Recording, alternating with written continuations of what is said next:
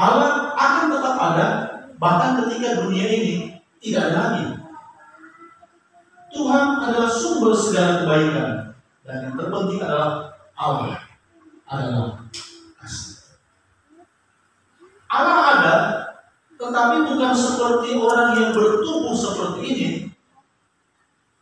Allah itu kasih, kata-kata dari Rasul Yohanes. Ketika segala sesuatu pun sudah tidak ada, sampai sebutir debu pun sudah tidak ada, Allah tetap ada. Bagaimana bisa dimengerti? Dan sebentar kita akan lihat juga. Tapi mau dikatakan bahwa Allah hadir di mana-mana, setiap waktu, di setiap tempat. Ya, dua hal. Dalam semua ruang dan semua waktu.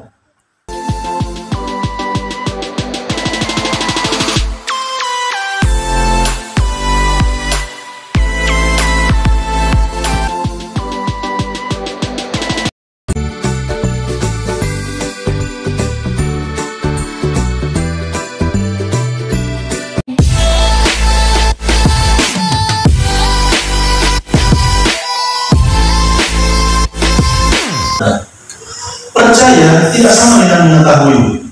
Percaya tidak sama juga dengan mengerti. Kenapa? Karena kalau tahu atau mengerti itu adalah area atau ranah kognitif. Sedangkan tahu, mengerti itu ranahnya kognitif. Sedangkan kalau percaya itu lebih menyangkut hal yang lebih mendalam dari sekedar berpikir. Orang bisa tahu banyak hal, mengerti banyak hal, belum tentu percaya. Saya tahu tentang Islam, banyak ustaz tahu tentang Katolik, tapi ini bukan soal percaya. Kalau bertanya tentang Protestan, mungkin saya lebih tahu dari pendeta. Tapi tahu, mengerti, bukan percaya. Nah, katekisme kita pada kesempatan ini dan pendalaman iman kita pada kesempatan ini akan membahas tentang dua hal. Pertama tentang pokok iman, menyangkut Allah Tritunggal, dan yang kedua menyangkut hal-hal praktis yang kita temukan dalam kehidupan sehari-hari, dalam bentuk pemaparan, tapi juga dalam bentuk tanya jawab. Diberi kesempatan kepada Anda sekalian untuk bertanya pada setiap sesi-sesi yang dimulai. Nanti pada akhir sesi ada kesempatan untuk mau bertanya. Dipersilakan untuk semua. Nah, tentang katekese, ada dua dimensi dari katekese. Dimensi pertama itu menyangkut isi iman, yang dalam teknis gereja dikatakan fides que, menyangkut isi iman yang bersifat doktriner, resmi, terstruktur, sistematis, dan ajaran-ajaran ini itu ajaran yang hanya bisa diterima. Beberapa bagian yang di dalamnya itu dogmatis, artinya harus diperdebatkan, terima aja. Tapi dimensi kedua yaitu tentang tindakan-tindakan dengan mana orang mengungkapkan imannya. Ini yang disebut fides qua. Nggak usah hafal itu fides que, kreditur, fides qua, kreditur, nggak usah. Tapi pokoknya ada dua hal. Isi iman yang bersifat objektif dan tindakan iman yang bersifat personal dan subjektif. Misalnya, orang ketika berderma, orang ketika berdoa, orang ketika berlutut, orang ketika datang ke gereja, masuk gereja, atau pergi kunjung orang sakit, lewat tindakan-tindakan itu saya mau mengungkapkan saya punya iman. Ada orang berdoa begini, dalam Bapa dan Roh Kudus, amin. Tapi ada yang begini, Bapa dan Putra dan Roh Kudus, Tuhan Yesus, terima kasih. Tindakan, beda orang, beda tindakan. Mungkin cuma beda-beda tipis, tapi dengan tindakan itulah orang mengungkapkan imannya. Ada banyak contoh, itu cuma contoh kecil, salah satu contoh kecil. Nah, Bapak Ibu yang terkasih, percaya, tadi saya sudah katakan, tidak sama dengan tahu. Percaya tidak sama dengan mengerti. Percaya lebih pada berserah. Berserah itu bagaikan seorang anak di tangan bapaknya, atau seorang anak yang digendong oleh ibunya. Dia merasa aman, dia merasa dituntun, dia merasa dijaga, dia merasa diterima. Saya percaya pada kamu. Percaya karena apa?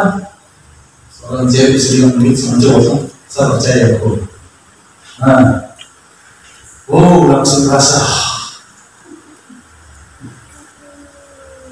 Artinya, saya percaya bahwa kau tidak akan macam-macam, kau tidak akan merusak, menghancurkan, tapi kau akan menjaga. Percaya. Nah, bagian pertama kita akan berbicara tentang credo. Ya, kenapa tadi kita mulai doa dengan tanda salib jelas-jelas dibuat? Kenapa kita mulai dengan doa kemuliaan yang dinyanyikan? Itu semua mengungkapkan inti iman tentang Bapa dan Putra dan Roh Kudus. Nah, setiap hari Minggu atau mungkin setiap ibadah lingkungan, lancar sekali kita mengungkapkan, aku percaya kata Allah Bapa yang Maha Kuasa pencipta langit dan bumi, bla bla bla bla bla. Apalagi kalau sudah Rosario, mesti Rosario. Lancar sekali. Tapi apakah Anda tahu maksud dari kata-kata itu? Dan apakah menyadari dampak-dampaknya dalam hidup? Atau hanya sekedar rentetan kata yang keluar dari mulut yang kehilangan artinya? Banyak kata yang keluar dari mulut kita mungkin sebenarnya ada atau menjadi basi. Hai sayang, ambil saya, ketika kalau terus akhirnya tidak ada artinya lagi. Sama yang aku percaya. Ya terus saya.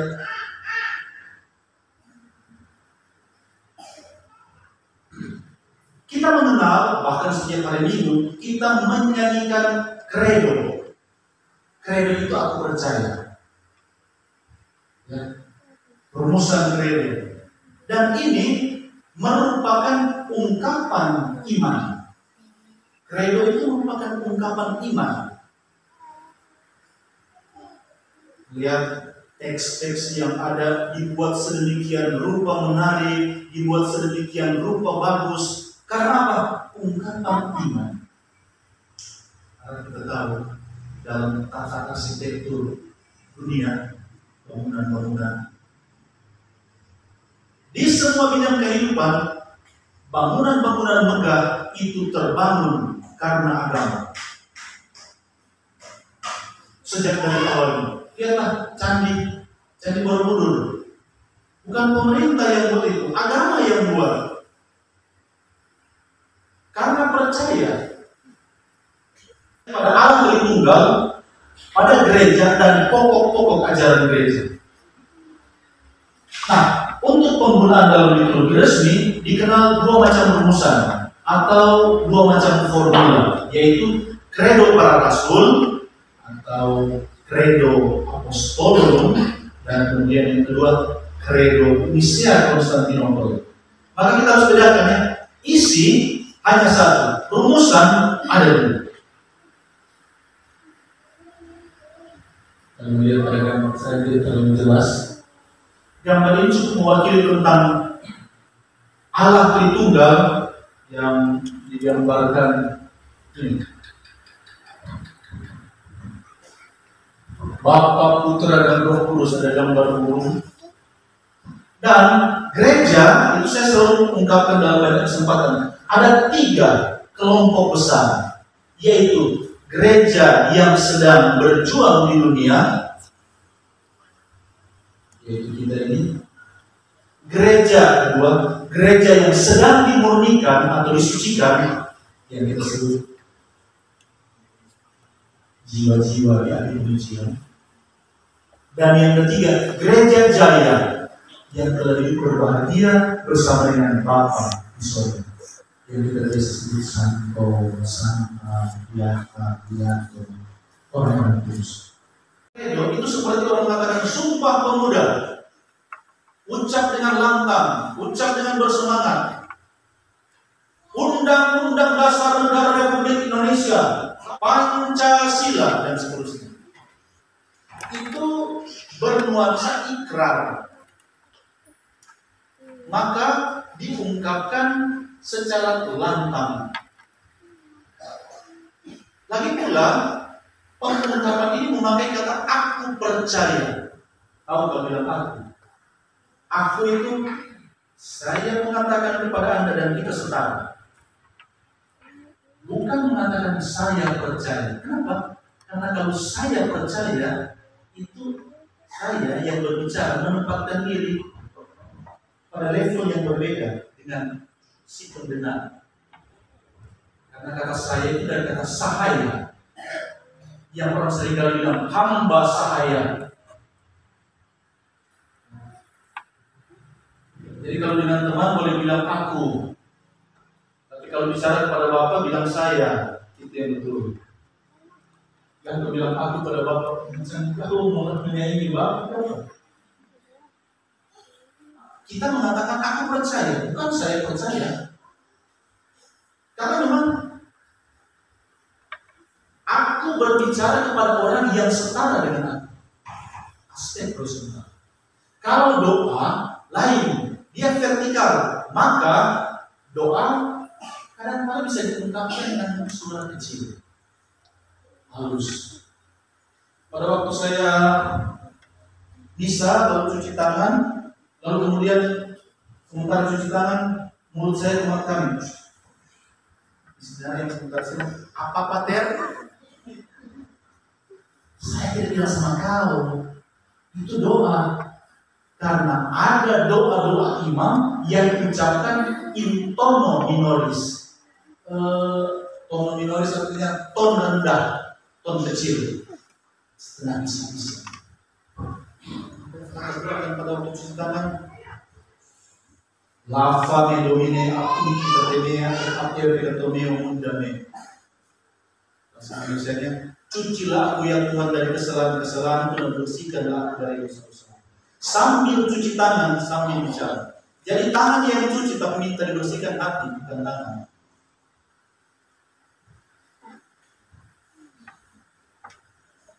Atau kadang-kala sebelum baca Injil, sebelum ambil kitab Injil, imam harus menundukkan kepala dan mendoakan satu kalimat singkat. Semoga aku bersihkanlah bibirku supaya aku bisa mewartakan Injil dengan baik. Nah, ada beberapa doa yang harus diucapkan dengan suara kecil. Maka Anda tidak usah menggaungkan. Anda bilang apa itu? Nggak usah. Ada saat doa harus lantang, tapi ada saat doa juga cuma. Nah, ini sebutin rukun yang ada. Allah akan tetap ada bahkan ketika dunia ini tidak ada lagi. Tuhan adalah sumber segala kebaikan, dan yang terpenting adalah Allah adalah kasih. Allah ada, tetapi bukan seperti orang yang bertubuh seperti ini. Allah itu kasih, kata-kata dari Rasul Yohanes. Ketika segala sesuatu pun sudah tidak ada, sampai sebutir debu pun sudah tidak ada, Allah tetap ada. Bagaimana bisa dimengerti? Dan sebentar kita akan lihat juga. Tapi mau dikatakan bahwa Allah hadir di mana-mana, setiap waktu, di setiap tempat. Ya, dua hal. Dalam semua ruang dan semua waktu. Nah, ini persoalan. Kita akan mempertanyakan tentang kemahakuasaan. Ketika bicara tentang kemahakuasaan Allah, Allah itu memecahkan problem. Allah itu turut campur dalam menyelamatkan kita dalam segala kesulitan, dan Dia menghapuskan semua derita. Kalau sakit berdoa kepada siapa? Kalau orang mencuri itu uang di rumah, berdoa kepada siapa? Kalau jatuh terpeleset dan kaki patah, berdoa kepada siapa? Anak-anak, kalau ujian, apa yang dibuat? Tuhan Yesus, tolong sebentar saya ujian, pakai waktu ujian. Berdoa, kasih masuk intensi lagi, ulang-ulang lagi. Kenapa? Karena dipercaya itu ada dalam pikiran orang manusia bahwa di dalam dia problem terpecahkan. Itu mindset manusia. Tuhan Allah, sampai pacar pasti putus saya, Tuhan tolong. Karena ada problem, maka teriak sama Tuhan Allah. Dengan harapan apa? Dia bereskan saya dengan problem. Isi pikiran orang secara umum tentang Allah yang Maha Kuasa. Tapi dalam kenyataan, lihat, Allah menciptakan manusia. Allah memberikan kebebasan dan dia tetap menghormati kebebasan kita. Bahkan dia tetap memungkinkan kita untuk melakukan hal-hal yang bisa saja menyebabkan kita menderita. Beli sepeda motor. Karena ngebut di jalan yang bagus, jalan-jalan Maibrat bagus semua tuh. Pas dapat jalannya agak licin sedikit, pas dibelokkan jatuh. Tuh Tuhan Allah, kenapa dia tidak ambil itu satu saraf yang ada di kepala ini supaya saya tidak ngebut? Supaya tidak celaka. Tuhan Allah. Tuhan Allah, kenapa kau tidak ambil saya punya saraf satu itu supaya dia tidak mata itu tidak mata warna dengan satu cewek yang besar-besar.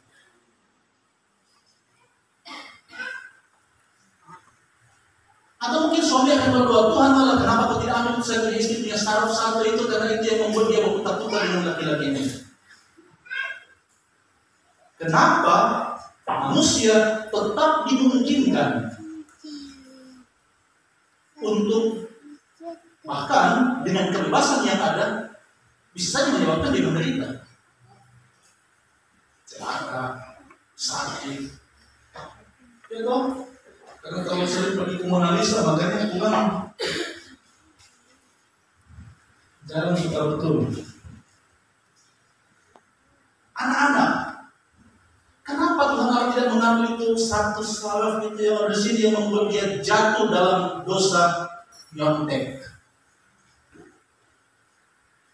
Kalau saraf itu Tuhan Allah potong sedikit, dia tidak akan nyontek, tidak akan berdosa. Atau ada satu saraf di sini yang membuat dia curi mama punya uang dari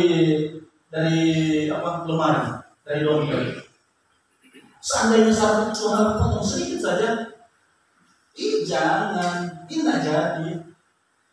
Tapi karena saraf itu masih ada, ambil, gaspol, ambil, pergi main games. Kenapa? Dengan kebebasan yang ada, manusia tetap memungkinkan jatuh dalam kesalahan. Ternyata itulah Allah menciptakan manusia, memberikan kebebasan dan tetap menghargai kebebasan itu. Maka disinilah muncul satu kesimpulan sinis. Berarti kita lemah. Kenapa? Ternyata dia tidak mampu untuk menghalaukan problem yang saya hadapi. Allah kita lemah karena tidak bisa menjawab persoalan yang menjadi pergumulan hidupku. Bahkan dia saja sendiri mati di kayu salib. Disalibkan oleh siapa? Ya kalau disalibkan oleh bapaknya oke. Tapi ternyata disalibkan oleh manusia, memalukan. Disalibkan oleh pihak yang jauh lebih rendah dan jauh lebih lemah. Kesimpulan sinis, Allah kita lemah. Lalu di mana dia punya maha kuasa? Di mana dia punya kekuasaan? Mempertanyakan kemahakuasaan Allah. Tuhan Allah itu maha kuasa. Tapi kenapa orang yang rajin berdoa, rajin berderma, dia yang celaka? Sedangkan yang rajin mabuk terlihat sana sini, bikin kacau sana sini, umur panjang. Orang saleh, pendek, orang berjalan, umur panjang. Mempertanyakan kemahakuasaan Allah. Di mana dia punya maha kuasa? Nah, Bapak Ibu saudara-saudara yang terkasih, mari kita lihat ini.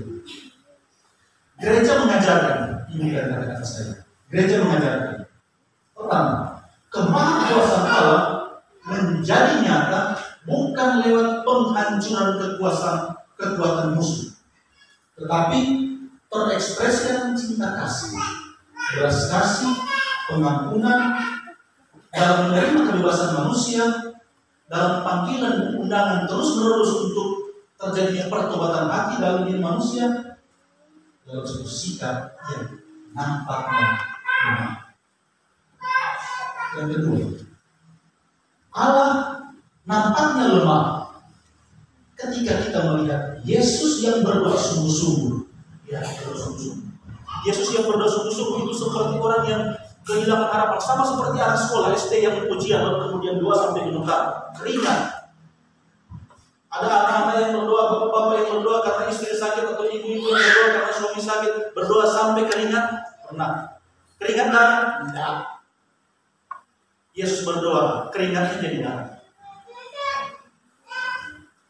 Langsung kelihatan, loh mah, aku dia, biarlah piala ini diambil daripadaku. Sementara takut itu gemetar dia, sampai keringatnya menetes jadi darah. Allah nampaknya lemah, tetapi salib bukanlah tanda ketidakberdayaan Allah, tapi justru tanda kemahakuasaan Allah. Dia dapat melakukan segala-galanya, mampu melakukan segala sesuatu yang dimungkinkan oleh cinta, bahkan dia mampu menderita dan mati karena cinta. Inilah kekuatan Allah. Kita seringkali menyebut Yesus Kristus. Apakah Kristus itu? Kristus itu dalam bahasa Yunani bilang Kristos, bahasa Latin bilang Kristus, bahasa Inggris bilang Christ, bahasa Ibrani bilang Mesias, bahasa Indonesianya yang terurapi oleh Allah. Kalau dalam bahasa Yunani tulisnya begitu,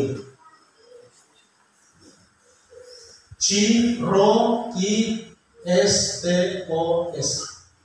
Dua huruf pertama, Ciro. Kalau mendapat tanda seperti ini, jangan bilang pax. Itu bukan pax.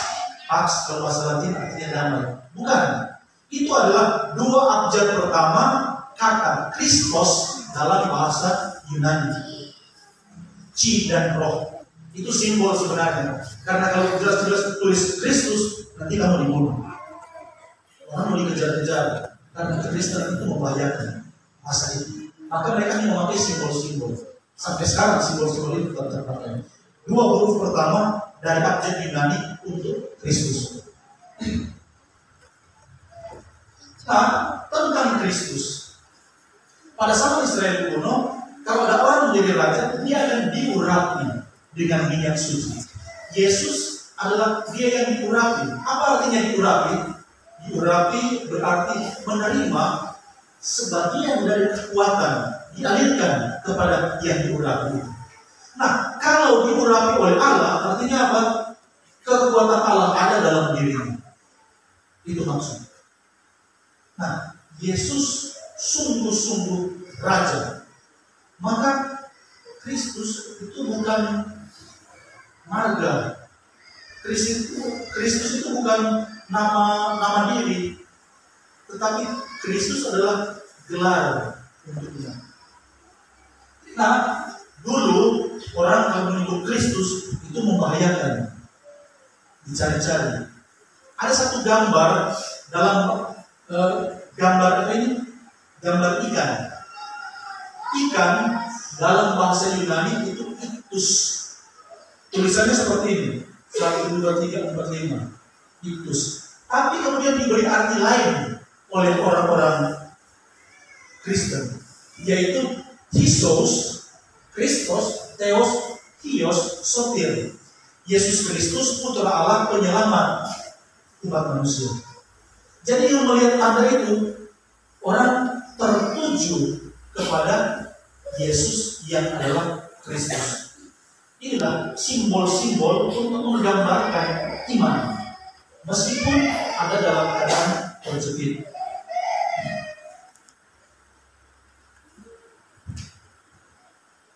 Nah, apakah Yesus Kristus sungguh-sungguh Allah? Ya, Yesus Kristus itu sungguh-sungguh Allah. Pada mulanya, hampir setiap orang berpikir bahwa Yesus adalah manusia biasa. Tetapi ketika melihat ada hal-hal yang dia buat, maka orang mulai melihat Yesus itu lebih dari sekedar manusia biasa. Dan nanti setelah kematiannya, baru orang sampai pada kesadaran, ternyata Yesus itu adalah Allah. Sudah lewat, baru sadar. Bukan berarti yang membuat Yesus menjadi Allah adalah orang-orang. Enggak, Yesus sudah Allah dari dulu, tapi belum disadari. Sama seperti orang tua tuh, ketika orang tua sudah meninggal, baru anak-anak menangis, baru sadar. Iya ya, nasihat orang tua betul. Ketika sudah lulus dari sekolah, mengalami pergumulan, iya ya, apa yang diajarkan oleh guru betul. Ternyata dia keras, bukan berarti kasar, bukan berarti polisi, tapi sayang. Tapi sekarang baru sadar, ya, dulu tidak sadar. Sama halnya juga dengan orang-orang. Menyadari bahwa Yesus adalah Tuhan nanti setelah kematiannya dan kebangkitan. Tergambar di situ bahwa ada 4 hal. 1, Allah itu ada. Yang kedua, Allah itu Maha Kuasa. Ketiga, Allah itu pencipta langit dan bumi. Dan yang keempat, Allah itu juga adalah Bapa kita. Allah itu ada. Tapi bagaimana bisa dijelaskan bahwa Allah itu ada? Di mana Allah itu ada? Dan sampai pada batas mana Allah itu ada? Siapakah Allah? Allah adalah Allah. Dia hadir di mana-mana, di atas maupun di bawah, hari ini maupun yang akan datang, tak berawal dan tak berakhir. Allah ada di sini. Bahkan ketika tiada lagi sebutir debu pun yang ada. Allah akan tetap ada bahkan ketika dunia ini tidak ada lagi. Tuhan adalah sumber segala kebaikan, dan yang terpenting adalah Allah adalah kasih. Allah ada, tetapi bukan seperti orang yang bertubuh seperti ini.